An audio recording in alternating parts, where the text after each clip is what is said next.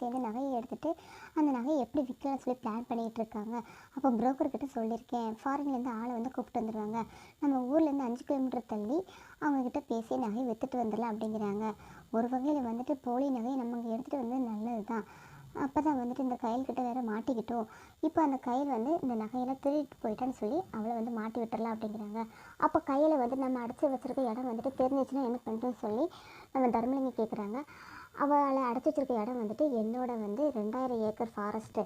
அங்கே வந்துட்டு யாரும் போக முடியாது என்னோட அனுமதி இல்லாமல். அங்கே வந்துட்டு ஒரு குண்டு வந்து வச்சுட்டேன்னா அதுக்கப்புறம் எந்த பிரச்சனையும் வராது.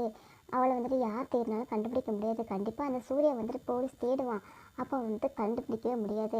அவங்க தேடிக்கிட்டே இருக்க வேண்டியதுதான்.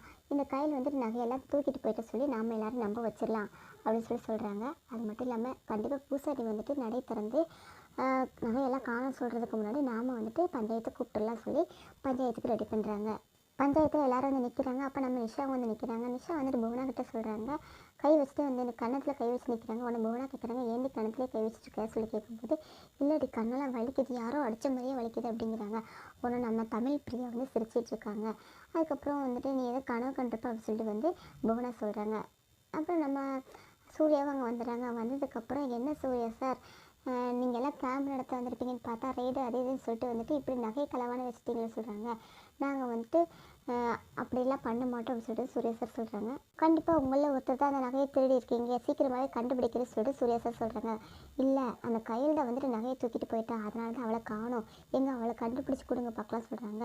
நீங்கள் இந்த மாதிரிலாம் பேசாதீங்க, கையில் வந்துட்டு சின்சியரான ஒரு போலீஸ் ஆகணும்னு சொல்லிட்டு ட்ரை பண்ணிக்கிட்டு இருக்கா, அவள் கண்டிப்பாக இந்த மாதிரி பண்ணியிருக்க மாட்டான்னு சொல்லி கையிலோட ஃப்ரெண்ட்ஸ் சொல்கிறாங்க.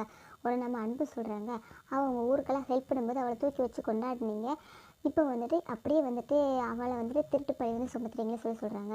இந்த நகையில எங்களுக்கு திரும்பி வேணும் அப்படின்னு சொல்லி வந்துட்டு ஊருக்காரங்களாம் சொல்கிறாங்க. எல்லோரும் பொறுமையாக இருங்க, இந்த நகையை கண்டிப்பாக கையில் திருடி இருக்க மாட்டேன், நான் நகையை திருடுறவங்களும் சீக்கிரமே கண்டுபிடிச்சி சொல்கிறேன் அப்படிங்கிறாங்க. உடனே நம்ம தர்மலிங்கம் பண்ணையார் எல்லோரும் சேர்ந்து சொல்கிறாங்க, எங்கள் அந்த கையில் தான் வந்துட்டு எடுத்துகிட்டு போயிட்டா, அதில் உங்களுக்கு எது பங்கு இருக்கா இல்லைன்னு சொல்லி தெரியல, இருந்தாலும் இந்த கையில் மேலே தான் எனக்கு டவுட்டாக இருக்குது, எங்கே அந்த கையில் வர சொல்லுங்க பார்க்கலாம் அப்படிங்கிறாங்க. உடனே நம்ம கையில் வந்துட்டு இந்த வந்துட்டு அப்படின்னு சொல்லிட்டு வந்துட்டு வந்து நிற்கிறாங்க, தலையில் கட்டு போட்டுட்டு.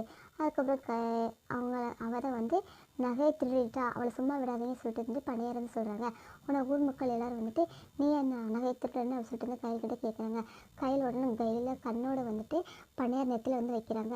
பணியார் நெத்திலே வந்து கண் வச்சுட்டா நீங்கள் வந்துட்டு பார்த்துட்டு இருக்கீங்க எல்லாரும் அப்படின்னு சொல்லிட்டு வந்துட்டு பிரசிடென்ட் சொல்கிறாரு. அப்புறம் வந்துட்டு இப்போ உண்மையை சொல்ல போய் இல்லையா சொல்லி தர்மலிங்க நெத்திலையில் வந்துட்டு கண்ணை வைக்கிறாங்க.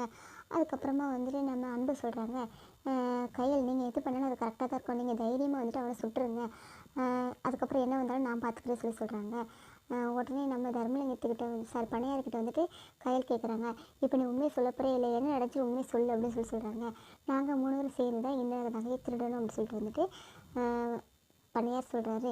இதை கேட்டுட்டு அந்த ஊர்க்காரங்க ஒருத்தவங்க சொல்கிறாங்க, அட நாதாரி பயலுகளா, உங்களை தான் வந்துட்டு பெரியவங்க நினச்சி மரியாதை கொடுத்து வளர்த்து கோவில் சாரி உங்கள் கையிலே கொடுத்து வச்சோமோ அப்படின்னு சொல்லிட்டு வந்துட்டு திட்டுறாங்க.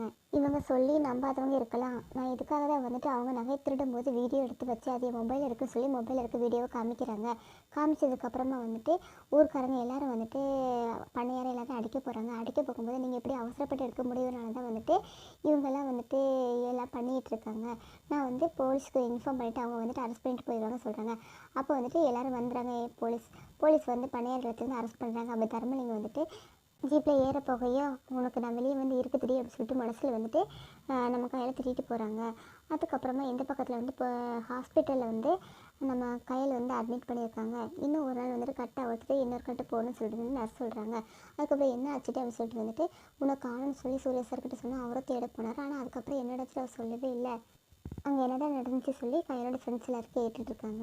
ஆனால் கையில் எதுவுமே சொல்லலை. இதோட எபிசோட் வந்து முடிச்சிருக்காங்க. இதுக்கப்புறம் நடக்கும் தெரிஞ்சுக்கணும்னா மறக்காம நம்ம சேனல் சப்ஸ்கிரைப் பண்ணிக்கோங்க, கூட பெல் ஐக்கனை ப்ரெஸ் பண்ணிக்கோங்க. அப்போ தான் போடுற வீடியோஸ் எல்லாமே நோட்டிஃபிகேஷன். தேங்க்யூ.